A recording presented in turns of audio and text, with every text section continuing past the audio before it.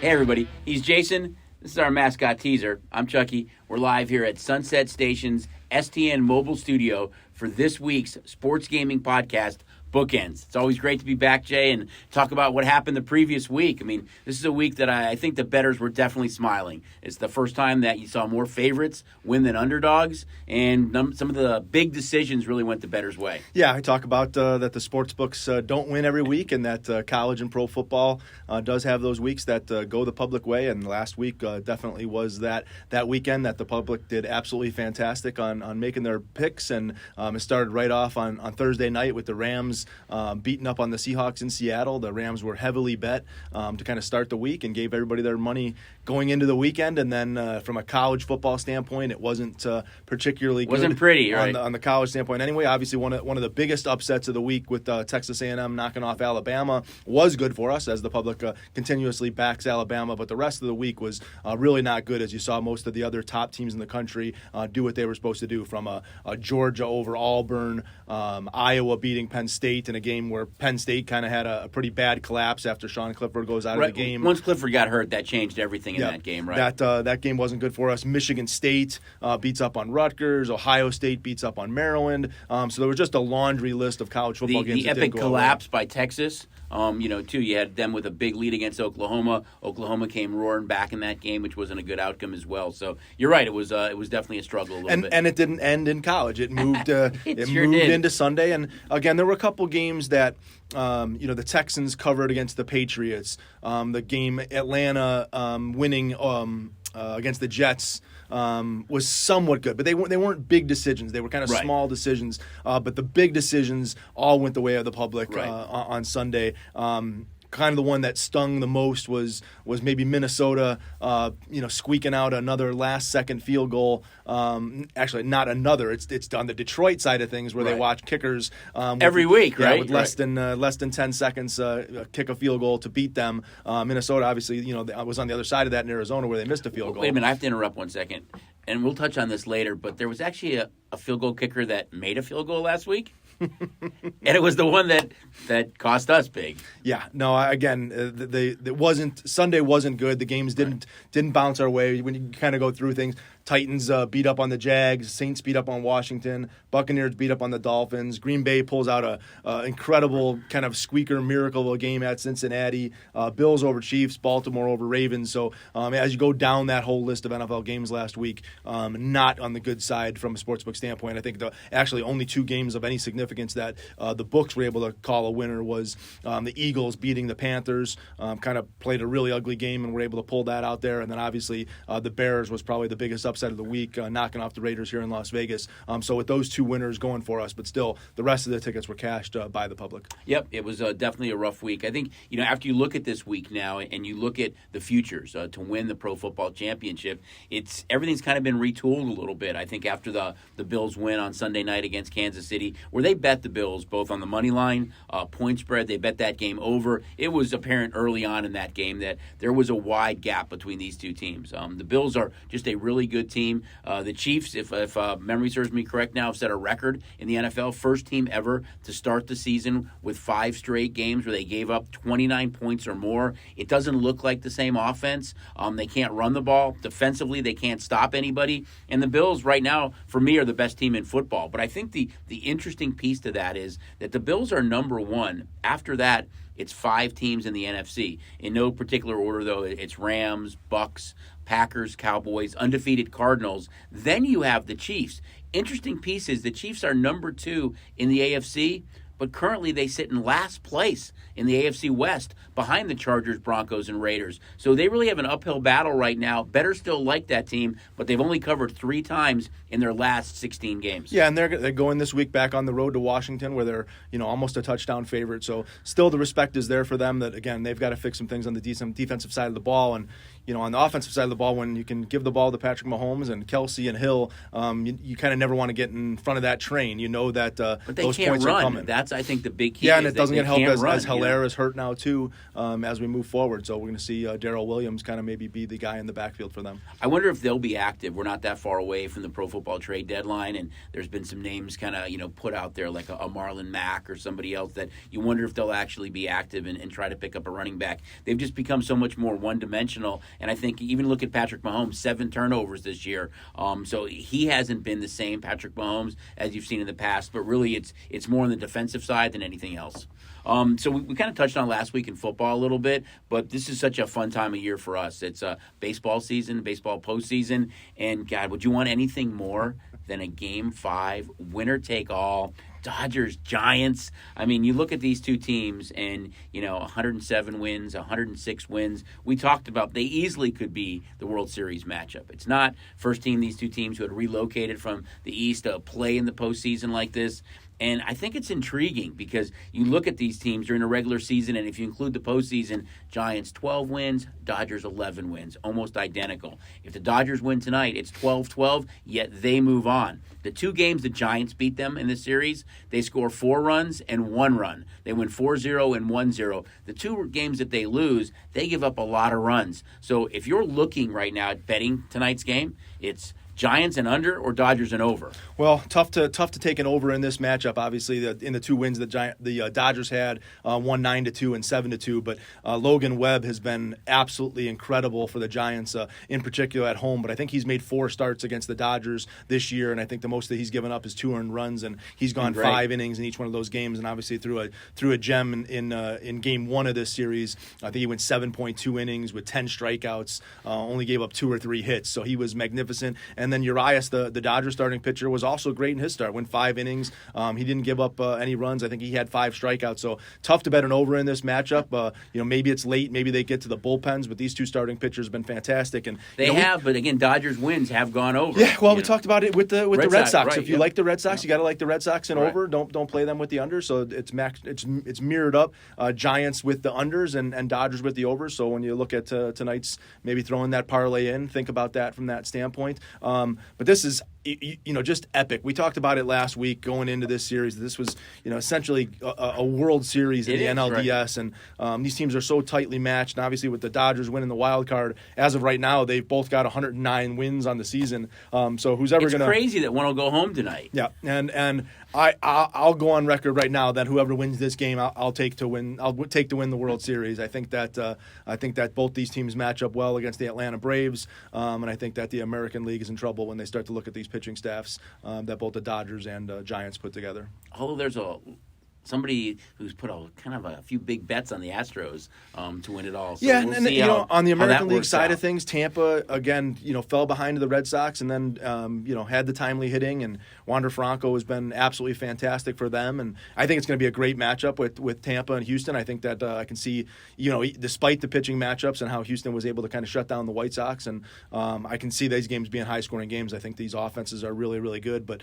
playoff baseball usually comes down to pitching, and I think that the National League, at least from a Dodgers-Giants standpoint, have an advantage over of the American League. And I think we'll see a little bit of bias from the bettors. I mean, we talked about it all season long that the bettors did really well this year on baseball season, and it was such a win for them is that the West Coast games, kind of the 2 last games of the night every night, were Giants and Dodgers. It was kind of let's play those 2, fade the Rockies and Diamondbacks in that division. So you've got 2 teams that play out West. I think you'll clearly see one of those 2 teams the favorite. I totally agree, and I think you'll see them bet that way as well. And tonight, though, it's kind of epic because you've got the defending champions in pro football, the Buccaneers playing, and the defending champions in baseball, the Dodgers playing on the same night. So kind of a great night to have the STN Sports App and get on the in-play throughout the game. And so flip back and forth your TV or join us, get into one of the books where you can watch both games on a big screen at the same time. But again, one of those great as we get in here in October to be able to watch these games. And Game 2, Golden Knights play tonight, their first road game. So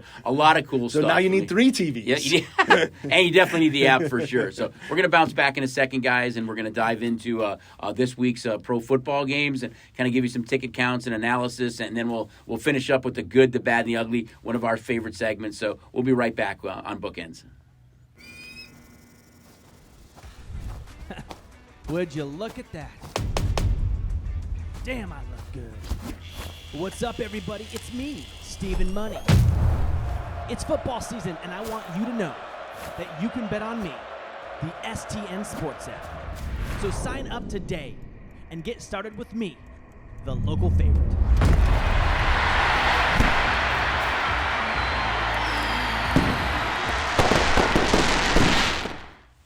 Hey everybody, we're back on Bookends, and we're going to dive into pro football. Week 6. It's hard to believe that it's Week 6 already, Jay, but tonight you've got Tampa and Philadelphia.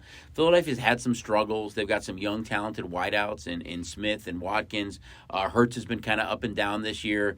Tampa, I mean, look at Brady, 5 touchdown passes last week, but they're a banged-up team, and we've seen that number kind of drop a little bit, where you've seen some sharp play come in on the Eagles plus the touchdown. Yeah, and watching Eagle games isn't pretty. They don't have what I would call a semblance of an offense. Hurts kind of is in a create mode all the time, right, trying to find Devontae Smith all over the field. They seem to take their deep shots a lot, looking for pass interference calls and that type of stuff, and haven't had a running back that's really stood out to be their starter. Obviously, Sanders. They had hoped it would be Sanders, right? They've kind of thrown a couple different guys in there, but the Bucs have kind of been that leaky defense. Miami kind of wasn't able to exploit it last week. Got early in the game, had a good game. Gaskin had a really good game out of the backfield for the Dolphins. I think he caught 10 passes, had a couple touchdowns. So that Tampa defense does show a little bit of a crack in the armor. They're definitely banged up, though, in the secondary, and no David, who you can make a case is one of the best cover linebackers in the league. So, traveling on the road, and they're a touchdown favorite, slightly under a touchdown favorite. Like you said, there has been some sharp action on the Eagles, but the ticket count, 85% in way of the Bucs. And again, we talked about, when Patrick Mahomes has the ball, it's tough to bet against him. It's the same way with Tom Brady right now, whether it's Gronk in the lineup or Antonio Brown or Evans. There'll be no Godwin. Gronk again tonight, though. He'll be out again tonight. He just has so many weapons, and the Eagle defense, can be scored on. And they're not super good in the secondary. I think they're going to have a couple key turnovers, whether it's fumbles or something like that. But we saw, last time Brady was on the road, he didn't have that monster game at the Patriots in a big situation. So, he can pull it out late, but can they cover the 7 points is a big number. I think we've seen 3 straight Thursday games go under. I don't think that'll be the case tonight. I think you'll see a lot of scoring, but, we'll see how it all plays out. We've got another game in London this week. It's Jacksonville and Miami, and I know you're laughing a little bit, but I'll let you kind of no. I just love how we send the premium teams to London to let those back-to-back fans weeks, enjoy the great Falcons, games. Jets, Jags, Dolphins that we have, and Jaguars 0-5, and maybe this is what they need. They need to do a travel outside the United States. The bettors think it's what they need, because 58% of the tickets are on the winless Jags this week. Yeah, they can't win in the continental United States, so let's go over to London and see if they can pull out their first win. And again, a Dolphin team that got blown out by Miami last week. Jacoby Brissett is trying to give that team some semblance of an offense, and this is again a spot for them, a much needed win. Again, a loss to the Jaguars would be a bad loss for the Dolphins. It's a bad loss for anybody, but a bad loss for the Dolphins. And we'll see what holds. But again, another game that you question yourself if you're getting up at 6:30 in the morning to watch this game. You have the app. You can bet it. You can come for your living room, and early football, you have the app. We talked about the trade deadline, though, with Mac maybe to the Chiefs. I still have to wonder if Deshaun Watson is in the mix at all, if he does get traded, if the Dolphins are the team that, are knocking the loudest on the door to make that acquisition. They talked about it before the season started.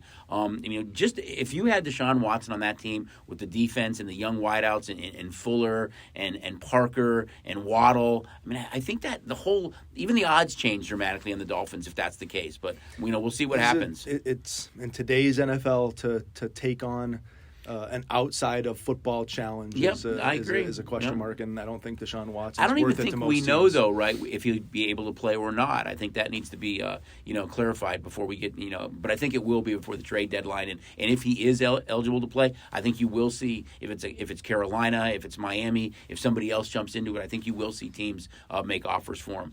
The next game, which I think is maybe the one of the marquee games of the week, NFC North, Green Bay. 80% of the tickets are on the Packers against the Bears. Not a surprise because they're 9-1. in their last 10 games against the Bears. Bears never play well against Green Bay. Fields has now won 2 straight games. That offense is ugly, but they're a run team, which is kind of a throwback. They don't pass first, they run, but they did have a lot of success running against the Raiders. But the Bears' defense under Sean Desai looks like they did 3 years ago. They lead the league in sacks. Khalil Mack has 5 sacks. Quinn only had 2 sacks last year. The entire season is 4.5 sacks. So defensively, they're playing really well, but Rodgers kind of owns that team, right? Yeah, before we'll jump. I guess you led me in. I'll take it right off the bat. And the Bears have been unable to stop and beat Aaron Rodgers. Aaron Rodgers 20-5 in his career against the Chicago Bears. Big win for us last week. The Bears again. Right. 2 diehard Chicago Bears fans. So Bears knocking off the Raiders was not only good from a Bears fan standpoint, but obviously from a book standpoint, one of the biggest upsets of the week and much needed. And this is going to be no different. This is going to be one of the games that we need the most. The Packers are going to be heavily bet. You talked about 80% of the tickets are on the Packers, and I only see that number going up. Haven't been able to stop Rodgers. Devontae Adams always has incredible monster games. Aaron Jones. They add Dillon to the backfield, so this spells well for the Packers. But I caution in that Green Bay has struggled on the road. Right. They did not look good last week in Cincinnati. Should have actually lost it. Well, should have won the game several times if Mason Crosby could make a field goal. Should have lost the game a couple times if McLaughlin could make a field goal for the Bengals. But even the week before, they were at home against Pittsburgh. They did what they were supposed to do, but they went on the road to San Francisco, who doesn't look like a very good football team at this point in time, and they want a squeaker there. So they've played 2 really tight games on the road. So hopefully the Bears can find a way to stay in this game for us from a book standpoint and a fan standpoint, and Fields can do just enough. And if he can somehow play a really good game, and the Bears defense plays good, and Justin Fields goes and does enough on offense to knock off the Packers and Aaron Rodgers, you're going to see this Chicago fan base get behind the Chicago Bears team real quick. If that does happen, the Bears would be in first place in the NFC North. So he played much better. He struggled in that first game against Cleveland, kind of opened it up a little bit at home against Detroit, where he was able to he threw for a lot more yards. Against the Raiders, it was really run first more than anything else. I like about Fields, though, is his toughness. He's definitely taken some shots. He got back up and he played really well, but I'd love to see him open it up a little bit this week. Yeah, and we've seen these rookie quarterbacks with slow starts, as they got into their first games in the league. A lot of bad turnovers, a lot of interceptions. But once these guys get some time under their belt, we call it time on device, and they see the speed of the game and feel the game, they seem to get better. And so superstars like we expect Justin Fields to be, that gradual progression, you're going to continue to see improvement. Agreed. Another game which is kind of intriguing to me, it's Arizona traveling on the road to Cleveland. The Cardinals being the last undefeated team in the league at 5-0. Maybe not getting the same respect, because although the ticket count favors them, 69% of the tickets are on Arizona. We've actually seen that number tick up from 2.5 to 3. So you've seen more money actually come in on Cleveland in this game. Cleveland had the epic collapse against the Chargers last week. Looks like no Chandler Jones, which I think will be a big loss for Arizona. Cleveland is beat up a little bit. Njoku, I think Hunt and Chubb are all beat up a little bit, but expected to play. But the numbers kind of ticked up a little bit. And I know we talked about Super Bowl futures, and there's 4 teams that we've mentioned above Arizona, who's the only undefeated team left in football. So maybe not that same respect for an undefeated team right now. Yeah, Kyler Murray's done what he's needed to do. They've impressed to the point of winning the games that they've had to win. This, to me, it looks like a really bad spot for Arizona. Traveling to you talked about the Browns blowing a road game where they should have beat the Chargers last week. Had all the running game going. Good defense that kind of fell apart and kind of got exploited by Herbert and Eckler out of the backfield. But this looks like one of those spots where you've got an NFC team going to an AFC team. Browns at home, and kind of a must-win situation in watching what the Ravens and Steelers finding their way back, and Cincinnati. So you don't want to fall back in that division. I think this is a game that Cleveland's kind of got to win here. Yeah, I do too. Murray's a little bit banged up, but we'll see how that game plays out. Another game, you've got the Rams against the Giants. 88% of the tickets are on the Rams, which is no surprise. Giants really didn't play well against the Cowboys last week, although sharp money did show on them. This number initially went up, and I think that was a product of the injuries of the Giants. Didn't know if Daniel Jones would play. Barkley beat up with Shepard and Gallup Galladay and Slayton, their whole wide receiver core. But you've seen this number start to come down a little bit now. It looks like Daniel Jones will play in this game. I don't think Barkley is, and they seem to be getting healthy at wide receiver except Galladay. But we're clearly going to be Giant fans on Sunday. Yeah, I think this game, you talk about 88%, I think it's likely that this ticket count percentage goes up. We saw it last week, the Rams at Seattle, a place where you normally think you're going to see Seattle money, and they continued to play the Rams on the road. And obviously the way that the Giants got beat up by Dallas last week, both on the scoreboard and physically with all the injuries and no Barkley, and we're going to see Booker, and kind of the development of, I won't say another weapon for the Rams, but we had kind of seen it be the Cooper Kupp show for the first several games, and this past week at Seattle, we saw Robert Woods get involved and have an absolutely fantastic game. So if Stafford can find a way to get Woods and Kupp involved in the game, along with that running game that they have, the Rams, we talked about, the Rams are a very, very dangerous team and could put points up very quickly. I think if Daniel Jones does play, though, and you get Slayton and Shepard back, Kadarius Toney, who the last couple of weeks has the most yards after catch in the league, he's becoming another weapon for that team. It looks like Barkley will be out. Jones is going to have to put up some numbers if he's healthy and plays in this game to kind of get into a shootout a little bit, I think, with the Rams. And the key with Daniel Jones has always been not to turn the football over. So he's done a somewhat of a good job of that in his normal repertoire of his turnovers. But the Rams are a team that can turn you over quick and then put it on the scoreboard. And you check your status on Toney. I don't actually know what the Giants are doing with him. He's been an outstanding young receiver. I believe he's going to be active. No suspension for throwing the punch. At least at this point, it looks like he's going to play. So we kind of dove into a few of the games this week, guys. We're going to come back. We're going to target the Raiders-Broncos game, the primetime games, and then our favorite segment, the good, the bad, and the ugly. We'll be right back on Bookends.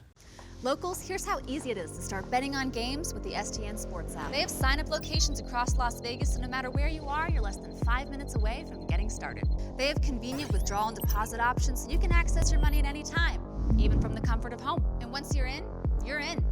You can bet on all major sports even as the action is happening with a huge in-play wagering menu. So download the STN Sports app today and get started betting with the local favorite for over 40 years. Hey everybody, we're back for our final segment of Bookends, and we're going to dive into the last three pro football games, and that's the Raiders and Broncos and the two primetime games. But first, the Raiders and Broncos. I mean, we've talked about what a heavy bias that the fan base here has been, not only backing the Raiders from the fans' perspective, but backing it from their dollars. And we see every week that the ticket counts just dwarf the Raiders' opponent. This week is different right now. We're seeing 51% of the tickets on the Broncos. I know it's still early, but we haven't seen that through the first 5 weeks of the season. Well, I said Vegas bettors are about finding winners and cashing tickets. And the Golden Knights, we saw the first bias with the Golden Knights, but the Golden Knights cashed their followers a lot of tickets. And the Raiders jump off with a 3-0 start, and they're cashing tickets for their bettors. And now we've lost 2 in a row as they backed them against the Chargers and they backed them against the Bears. And you start to question, hey, are the Raiders the team that I want to be putting my money on to be able to cash a ticket? Despite their fandom and their love of the Raiders, they're smart with their wallet, and they want to try and cash those tickets. But they still are 3-2. Throwing out a tiebreaker because it's early in the season. They will play the Chargers again. Chargers are 4-1. They're only a game behind. They're tied with the Broncos here. So a win here puts them at 4-2. They would be in sole possession of second place. They would definitely be in the wild card hunt. Chiefs are in last place in that division right now. So it's a huge game for these two teams. I still think you're going to see this flip. I think the Raiders circle the wagon somewhat, and we know the distraction of what occurred. I think you're going to see the ticket count go in favor of the Raiders by the time this game kicks on Sunday. Yeah, and Denver didn't look, Pittsburgh had a really tough couple weeks, and Denver was a kind of a pick-em game at Pittsburgh, and Pittsburgh was able to kind of do whatever they wanted to do. So a bad loss for the Broncos there. Able to come home, which again, the Broncos at home are a much different team than they are on the road. This is a very difficult place to play. Normally when I believe the Raiders won Week 17 there last year, though, to get to 8-8, which the overall win total was 7.5. So I think they did win their Week 17 last year. Denver's kind of a place you always want to go check the weather, even though we're sitting here in October, but it is supposed to be nice. It's supposed to be 70 degrees and 7 degrees and sunny in Denver. Nice. So the Raiders luck out there, and that they don't play a little bit later in the season. But it's not only this game. You kind of get to this time of year. Although here in Vegas we've gone from summer to winter in a matter of 3 days. But this is the time of year when you are making your football bets that you do want to do. Right. Give that courtesy check to what's the weather looking like in the rest of the country. Don't forget that rain and snow and cold do have effect on football games, and so start to check the weather reports as you're going. Everyone doesn't have a beautiful dome stadium like we do out here. So before we go into the 2 primetime games, I forgot one game, and that's the Dallas Patriot game on Sunday. And what's interesting about that game is that the highest ticket count of any game this weekend is that game. It's 89% of the tickets are on the Cowboys, and the Cowboys are the only team in the league that, guess what? They're 5-0 against the number this year. So the bettors have backed them so far, but the number has come down. We opened at 4.5. It's dropped a full point. I think this game is going to go back up. For me, and I know we chatted about it a little bit, I could see this game being kind of in that same mix of Green Bay and Chicago as one of the 2 biggest games of the week from our side of the counter. We're going to need the Patriots to play like they did against the Bucs on Sunday Night Football a few weeks ago. Yeah, and you talked about it, that this is going to be, again, we talk about the Packers potentially being the biggest game of the week. This might be the biggest game of the week as well, or the Monday night once we get to that. That one's going to be a big tip account as well. But you said we're going to need Mac Jones and that offense to find a way to keep Dallas off the football field. They kind of didn't play a particularly good game at Houston last week, allowed the Texans to move the football, which doesn't bode well if they play that same way. But they found that magic in New England, and we'll need Belichick to kind of pull his miracles. And again, talk about a home and road splits. The Patriots at home this year, found that winning way. Again, weren't able to pull it out against the Bucs, but obviously have the repertoire to be able to stay in these football games. I know we were lighting a lot of candles last time they were at home in a big game like this with ticket counts. So I'm guessing we'll be doing the other same one thing. We don't have on the board to talk about it, but it's Chargers Ravens. Yeah. Another fantastic game. We talk about AFC leaders and teams that are playing really well, and obviously the Raiders with the late win over the Colts, epic collect by the Colts. The sportsbook needed Colts huge. The Colts on the money line would have been absolutely fantastic for us. But the Ravens get down really 25-9. I think with 10 minutes to go in the fourth quarter, and people were playing them on the in play. Don't remind me. I think they were more than 5-1 underdogs on the in play.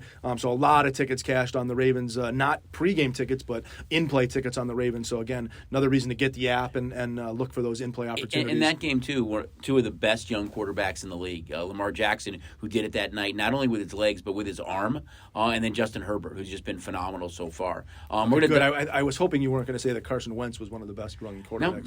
No, I wasn't going to. As we need him, he becomes that. But after last week, I can't. It's tough to mention his name. Well, on Sunday Night Football, we're going to need Geno Smith.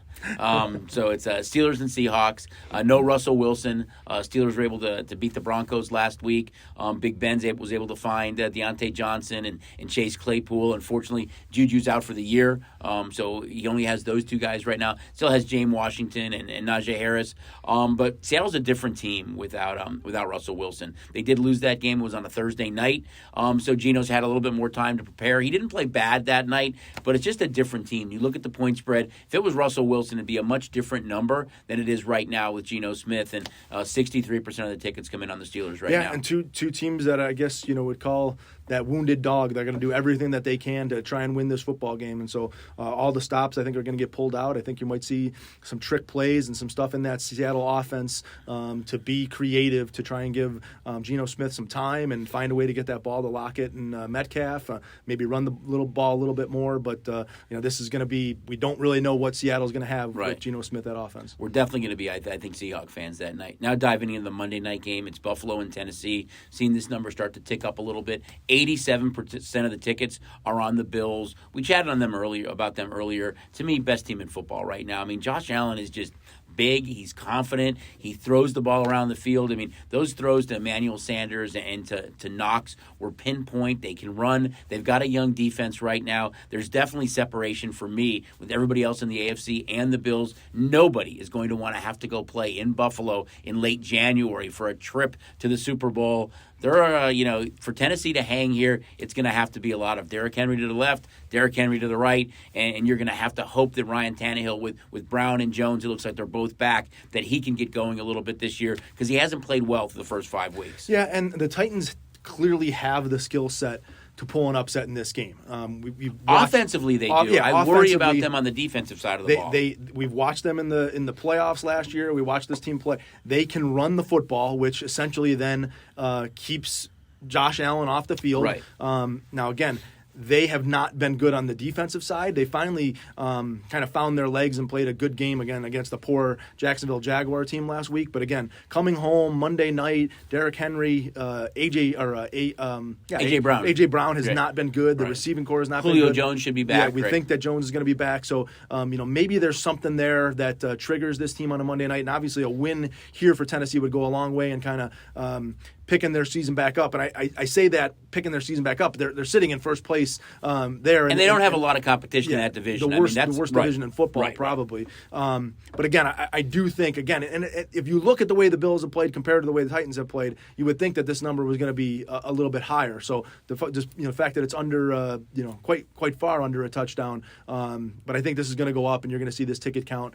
You said we're going to be one of Titan the highest fans. one. I think the Titans are live in that game. I think that's the recipe to beat a good team is being able to run the ball, but you usually want to play good defense, and I'm not sure you're right. If the Titans can keep the Buffalo offense off the field, I like Grable a lot as head coach, and hopefully they can get it dialed up a little bit. But it's going to be interesting to see that matchup because both these teams are pretty good teams. Now we're going to get into one of our favorite segments, and that's the good, the bad, and the ugly. I can always hear that whistle in the background. I know John hooks us up well with a little graphic noise. But first, the good. I know we both have kind of a good. It's kind of Vegas sports overall. It's the return of fans and everything that's going on right now in these arenas and bringing people back and the excitement. And last week we had a Fury Wilder. I mean, it was an epic heavyweight fight. I mean, we were Fury fans. There was a lot of money that came in on Wilder, and I think one punch can do anything, of course, in the heavyweight division. But just seeing that fan base come out, and I'm a boxing enthusiast and love seeing that heavyweight fight. It really was an entertaining fight. So kudos to boxing, kudos to Vegas. That for me is the good, having a big mega fight like that in town that was such a success. Yeah, and I'll stay there with my good and the support of Vegas and Vegas golf. We finish up the Shriners here, and now we go back-to-back weeks with the PGA Tour here at the CJ Cup over at the Summit. And normally when the Shriners is playing, we get a couple of the top players in the world to play, but the field is not that of a major tournament. And this week it flips. The CJ Cup's got all the top players in the world are here. So again, just absolutely fantastic to Vegas to get in on this scene and have a major golf tournament here. And it's going to be Thanksgiving, and we get to watch DeChambeau and Koepka will be playing here. So Vegas becoming we'll call it a golf capital, a big golfing spot. It's awesome. Before we get into the ugly, which I'm going to touch on, I'm going to let you touch on the bad as well. Yeah, I'm not going to talk about the bad in that it were bad, but I'm going to talk about some bad people that are going to be fighting in UFC on Saturday. Like bad and good, though, right? That don't get in their way type bad right. people. And the main event, Ladd versus Dumont, we're going to see these ladies go at it. Good card with Andrei Arlovsky on it.